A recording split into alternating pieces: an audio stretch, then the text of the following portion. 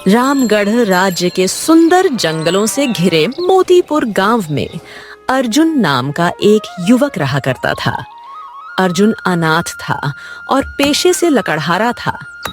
एक दिन अर्जुन अपनी कुल्हाड़ी लेकर जंगल में लकड़ियां काटने के लिए जा रहा था कि तभी उसके पड़ोसी बलराम चाचा वहां आ पहुंचे। अरे अर्जुन, देखो भाई, अब तुम्हारी आयु 25 वर्ष की हो चुकी है। तुम्हें अब विवाह कर लेना चाहिए। आखिरकार कब तक तुम अकेले यूं ही रोटियां बनाते रहोगे? कर तो लेना चाहिए, लेकिन करूं किससे चाचा? एक काम करिए, आप मेरे लिए कोई अच्छी सी लड़की तलाश दीजिए, बस फिर मैं कर लूंगा। बेटा, ऐसा है कि तुम जब 15 वर्ष के थे तब तुम्हारे माँ बाप का निधन हो गया।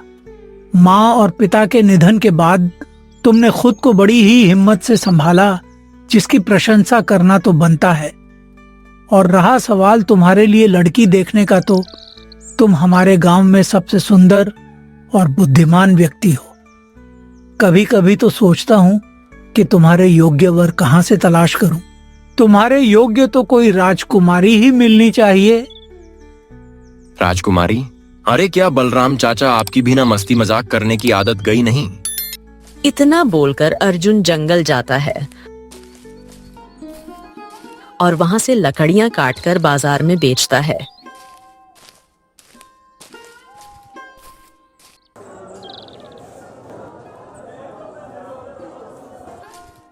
शाम को अर्जुन अपने घर आ रहा था कि तभी उसने देखा कि गांव में कुछ लोगों की भीड़ लगी हुई थी। बलराम चाचा के चेहरे पर चिंता की लकीरें झलक रही थीं। अरे बलराम चाचा, क्या हुआ? आपके चेहरे पर यह चिंता की लकीरें क्यों झलक रही हैं? सुबह तक तो आप ठीक थे। अरे अर्जुन, अब तुम्हें क्या बताऊं। अचानक से हमारे गांव में सारे के सारे कुएं सूख गए। अरे तालाब सूख गए। पानी की एक बूंद तक नहीं है। ऐसा लगता है जैसे कितने सालों से सूखे पड़े हों। गांव वाले पानी की एक एक बूंद के लिए बुरी तरह से चिंतित हो गए हैं। अरे बगैर पानी के जीवन यापन नहीं हो सकता है। कैसे ये सब अचानक से हो गया, यही समझ में नहीं आ रहा। क्या बात कर रहे हैं? ऐसा कैसे हो सकता है चाचा? अरे सुबह तक तो हमारे गांव के सारे कुएं पानी से लबालब भरे थे, और तालाब भी। और इस साल तो बारिश भी अच्छी हुई थी। फिर तालाब और कुएं सूख कैसे सकते हैं? यही तो हमारी समझ में नहीं आ रहा अर्जुन। अचानक से हमारे गांव में ये पानी की कैसी विपत्ति आ गई है। ये कोई साधारण घटना नहीं लगती है। अर्जुन गांव वालों के निराश चेहरे को देखने लगा। उसकी नजर बच्चों पर पड़ी। अर्जुन एक औरत के पास जाकर बोला, क्या हुआ? ये बच्चे क्यों रो रहे हैं? मेरा बच्चा दोपहर से प्यासा है। अब तुम बताओ, पानी का इंतजाम कहाँ से हो? मैं तो जंगल तक घूम आई। जंगल के तालाब सूखे पड़े हैं। अब मैं क्या करूं? इतना कहकर वो औरत फूट फूट कर रोने लगी। अर्जुन बुरी तरह से चिंता में पड़ गया और अपने घर पर जाकर बैठ गया।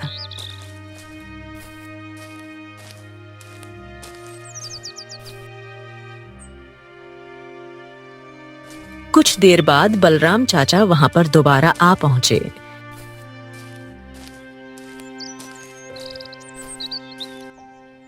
अर्जुन, इस तरह हाथ पर हाथ रखकर बैठने से कुछ नहीं होगा। गांव में सबसे ज्यादा हिम्मतवर और बुद्धिमान तुम ही तो हो। हमें पता लगाना होगा कि आखिरकार यह विपत्ति अचानक से आ कैसे गई। जरूर इसके पीछे कोई ना कोई गहरा राज छिपा है। वैसे आप बिल्कुल सही कह रहे हैं बलराम चाचा, लेकिन समझ में यह नहीं आ रहा कि मैं इस राज या गहरी विपत्ति का पता कैसे लगाऊं। अर्जुन, हमारे गांव से कुछ दूर एक झोपड़ी है जहां पर एक बूढ़ी काकी रहती हैं। कहते हैं कि उनकी आयु 100 वर्ष की हो चुकी है, मगर अभी भी वह बिल्कुल स्वस्थ है। उसे कुछ चमत्कारिक शक्तियों का ज्ञान है। मैंने सुना है कि जब भी विपत्ति आती है तो लोग उनसे परामर्श लेने के लिए उनके पास जरूर जाते हैं। ओह, अगर ऐसी बात है तो ठीक है। फिर मैं आज ही बूढ़ी काकी के पास जाऊंगा। इतना बोलकर अर्जुन वहां से चला गया।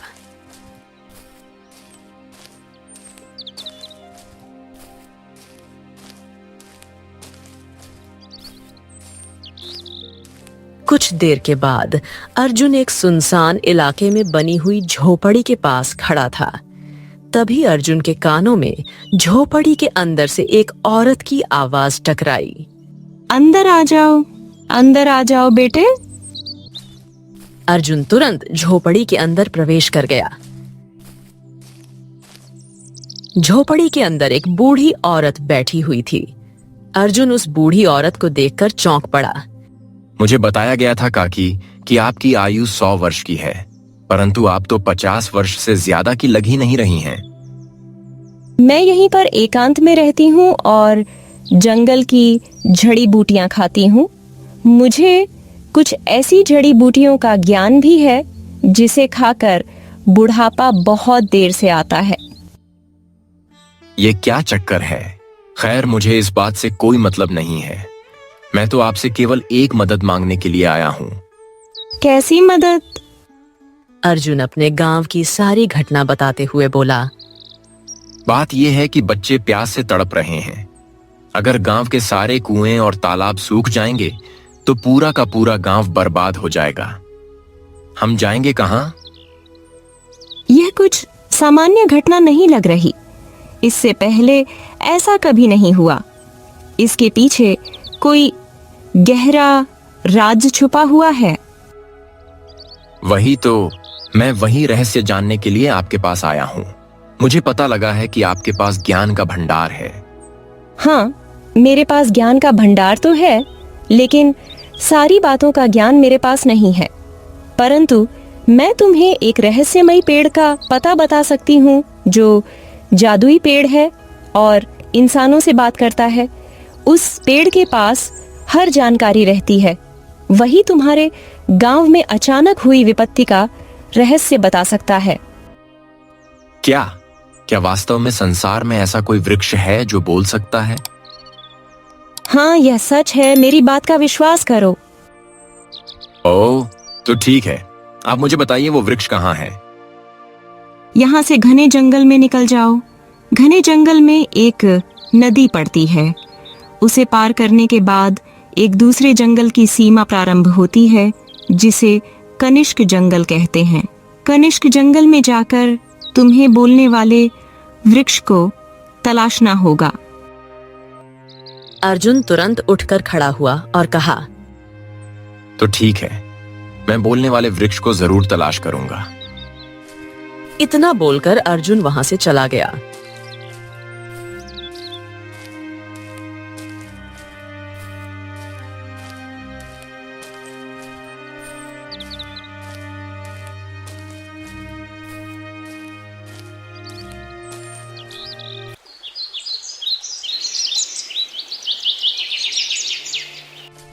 अगली सुबह अर्जुन घने जंगल की ओर निकल पड़ा।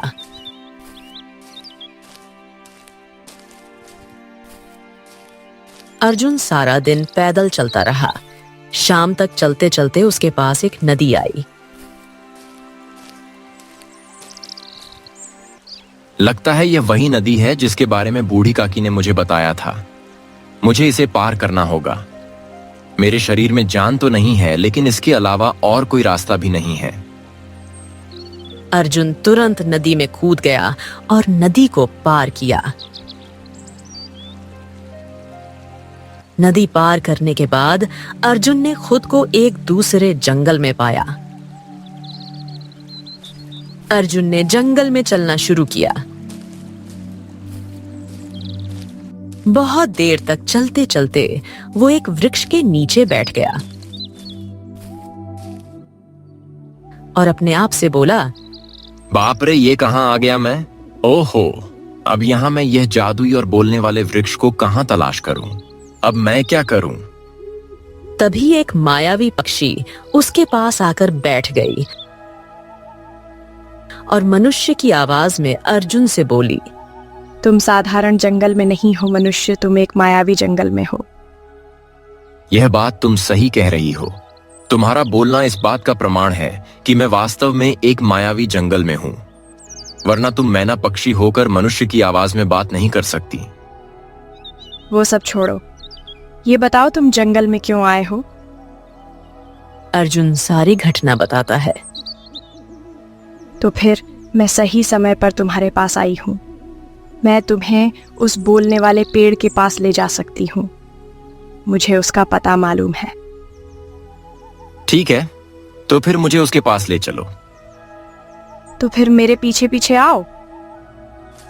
अर्जुन तुरंत पक्षी के पीछे पीछे चलने लगा। कुछ ही देर के बाद जादुई मैना पक्षी अर्जुन को एक घने वृक्ष के पास ले गई। वृक्ष की शाखाएं बड़ी ही विचित्र किस्म की थीं।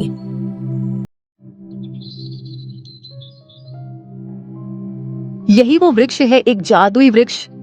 ओ, ये वृक्ष तो काफी प्राचीन मालूम पड़ता है। ठीक है, परंतु मुझे बोलने वाले वृक्ष की तलाश है। अगले ही पल वृक्ष से आवाज आई, मैं बोलता भी हूं और यह भी जानता हूं कि तुम यहाँ क्यों आए हो। मैं जानता हूं कि तुम्हारे गांव में अचानक से तालाब और कुएं सूख गए हैं। गांव के लोग प्यास से पीड़ित हैं। तुमसे अपने गांव की तकलीफ देखी नहीं गई, इसीलिए इसका रहस्य जानने के लिए तुम यहाँ आए हो। ओह, तुम तो वास्तव में बोलने वाले वृक्ष हो, परंतु तुम कैसे जानते हो मेरे बारे में और मेरे गांव के बारे में? क्योंकि मैं एक जादुई वृक्ष हूं। अच्छा, तो फिर मुझे इसका रहस्य बताओ। मेरे अंदर एक दूसरी दुनिया का द्वार है। उस दुनिया में जाने पर तुम एक विचित्र नगर पाओगे, जहां चारों ओर सन्नाटा फैला होगा। वहां एक साधु कैद है, जिसे एक राक्षस ने बंदी बना रखा है। तुम्हें उसे राक्षस से मुक्त कराना होगा। वहां एक अमृत कुंड भी है। उसका जल पीने से कोई भी अमर हो सकता है और फेंकने से जल राख हो सकता है। अरे क्या मतलब? मुझे कुछ भी समझ में नहीं आया। अगर बुद्धिमान हो तो समझ जाओगे, अगर मूर्ख हो तो मारे जाओगे। वृक्ष के अंदर से रंग बिरंगी किरणें फूटने लगीं। क्या तुम तैयार हो? अगर तैयार हो तो इस रोशनी के सामने आओ। अर्जुन ने एक नजर मैना पक्षी की ओर और दूसरी नजर वृक्ष की ओर डाली।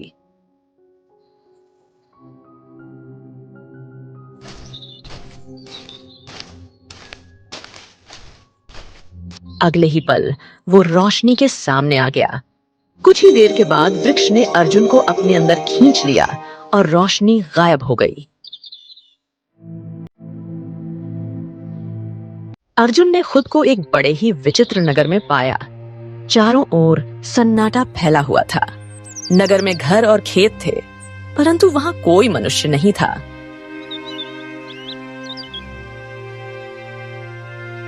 ये मैं कहां आ गया? यह तो बड़ा ही विचित्र नगर है। चारों ओर सन्नाटा पड़ा हुआ है। अब मैं साधु महाराज को कहां ढूंढूं जो राक्षस के कब्जे में है? यह क्या चक्कर है भाई? अगले ही पल अर्जुन के कानों में किसी बूढ़ी औरत की कराट टकराई। उसने पलट कर देखा तो एक बूढ़ी औरत झाड़ियों में बैठी थी।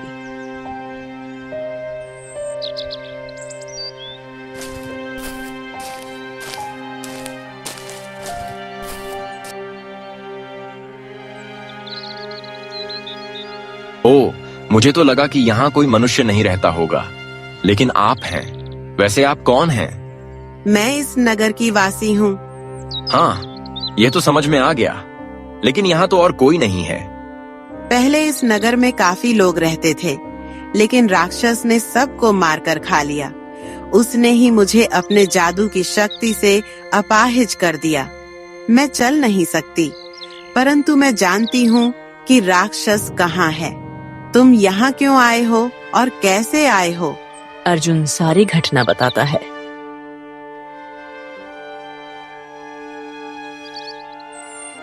उस राक्षस को मारना इतना आसान काम नहीं है।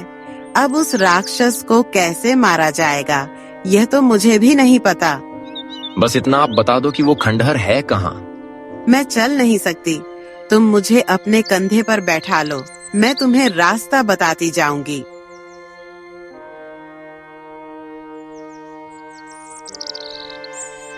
अर्जुन ने बूढ़ी औरत को अपने कंधे पर उठा लिया। यहाँ से दाहिनी दिशा की ओर चलो।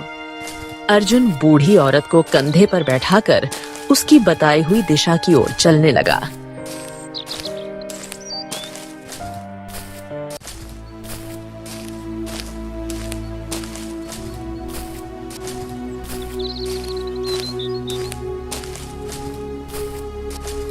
बहुत दूर चलने के बाद अर्जुन को एक खंडर नजर आया।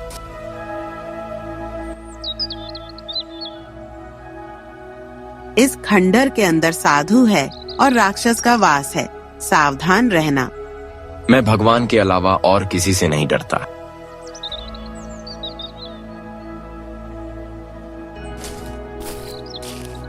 अर्जुन खंडर के अंदर गया। वहां एक साधु पिंजरे में कैद था।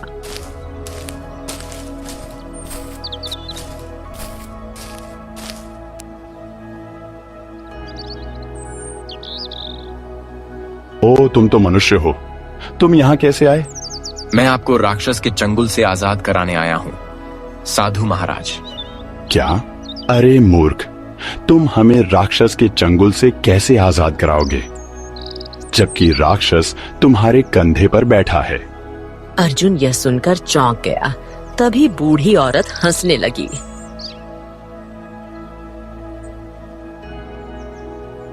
ये सच बोल रहा है, यह साधु सही कह रहा है।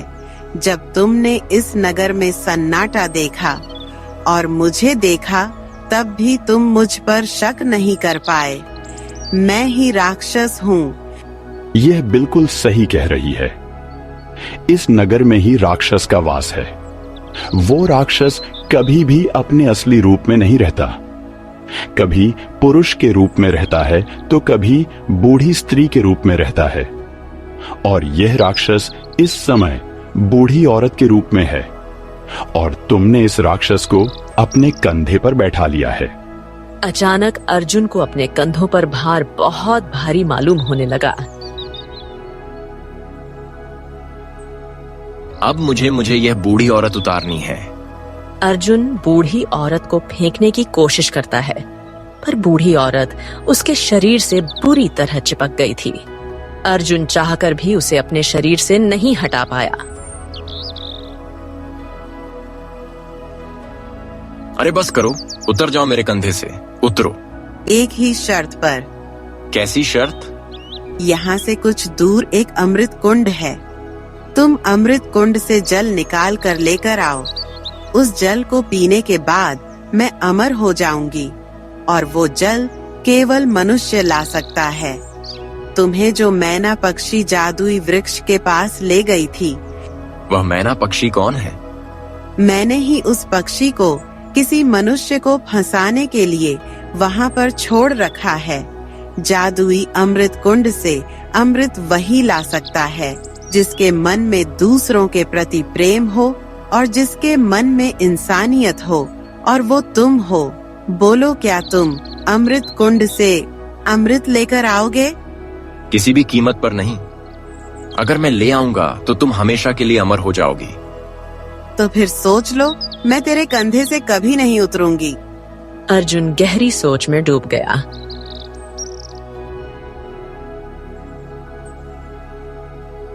ठीक है, ठीक है, मेरे कंधे से उतरो। अब मेरा शरीर आज तुम्हारा भार नहीं सह पा रहा। उतरो, उतरो। तो फिर जा, अमृत कुंड से अमृत लेकर आ, और याद रख, अगर तूने जरा सी भी चालाकी की तो मैं उस साधु महाराज को जलाकर राख कर दूंगी। उसके बाद तेरा गांव प्यास से तड़प तड़प कर मर जाएगा। अर्जुन के पास कोई और चारा नहीं था।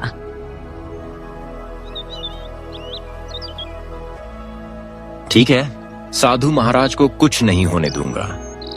मैं अभी अमृत कुंड जाकर अमृत लेकर आता हूँ। खंडहर से दाहिनी दिशा की ओर चलते जाना, तुम्हें अमृत कुंड मिल जाएगा।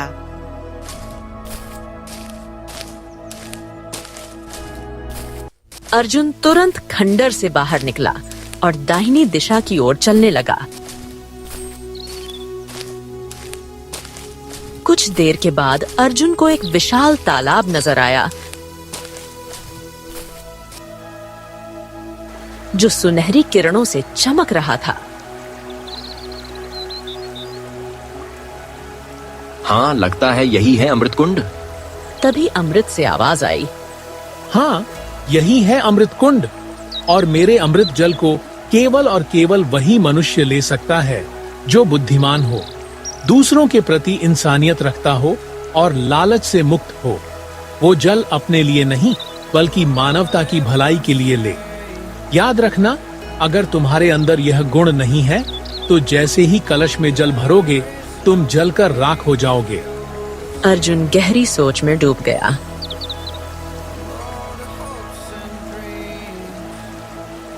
अर्जुन ने कलश में अमृत जल भरना शुरू किया। कुछ ही देर में कलश भर गया और अर्जुन सुरक्षित रहा। ओ, तुम तो वाकई अच्छे मनुष्य हो। कलश में भरा अमृत अर्जुन कलश लेकर सीधे खंडहर की ओर आया।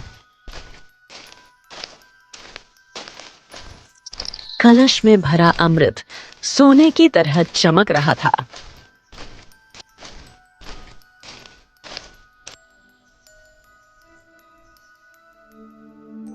तो तू वास्तव में मेरे लिए अमृत ले आया। अब इसे मुझे दे दे और इस साधु को ले जा। अरे एक क्षण जरा ठहरो तो सही। अरे रुको रुको रुको, इतनी जल्दी क्या है? इतना कहकर अर्जुन ने सारा अमृत उस बूढ़ी औरत के शरीर पर फेंक दिया।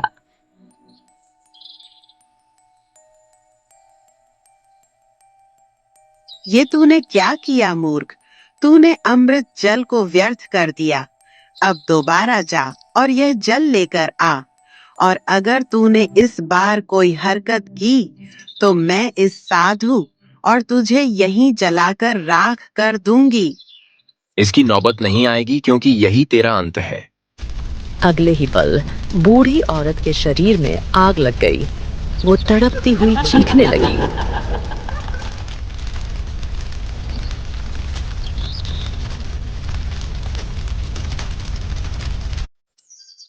ये कैसे संभव हुआ? जब उस जादुई वृक्ष ने मुझसे कहा कि इस नगर में एक अमृत कुंड है, अगर कोई पिएगा तो अमर हो जाएगा, और अगर कोई उस अमृत को किसी के ऊपर फेंकेगा तो वह जलकर राख हो जाएगा। बस उस समय हालांकि मुझे यह पहेली समझ में नहीं आई थी, लेकिन जब मैंने अमृत जल कलश में भरा तब मुझे समझ में आया कि यह जादुई वृक्ष मुझसे क्या कहना चाहता था।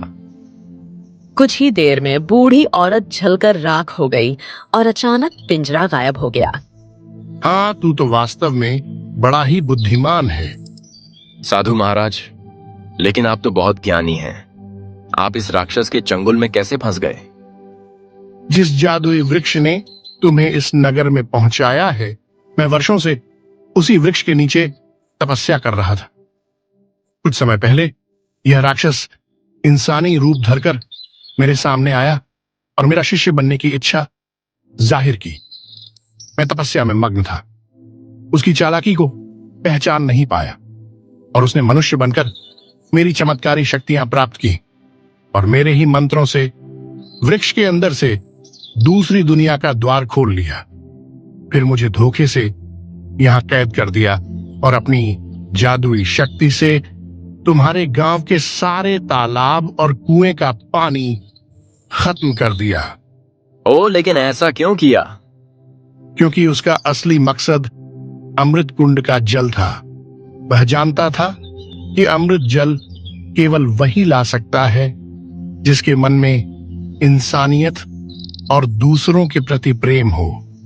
इसीलिए जब तुम यहां आए तो उसने पहचान लिया कि वही मनुष्य हो तुम, लेकिन तुम्हारी चतुराई से आज उसका अंत हो गया।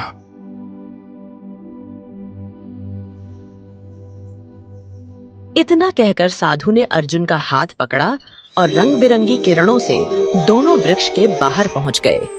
यहाँ पर मैना पक्षी अर्जुन को देख रही थी।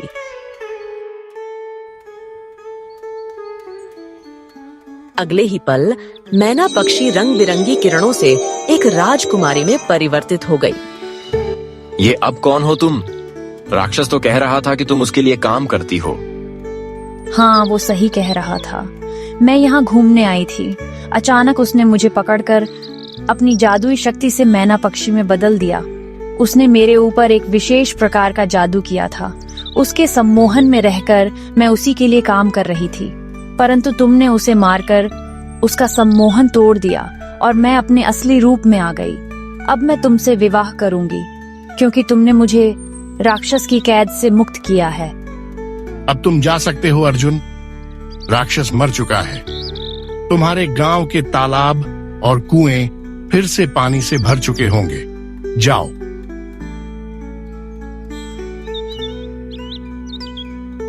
अर्जुन राजकुमारी को लेकर अपने गांव लौट आया। सारे तालाब और कुएं भर चुके हैं। गांव वाले खुशी से झूम उठे। राजकुमारी अर्जुन को लेकर अपने महल आ गई और कुछ दिनों बाद अर्जुन का विवाह राजकुमारी से संपन्न हो गया। अर्जुन एक साधारण लकड़हारे से राजकुमार बन गया।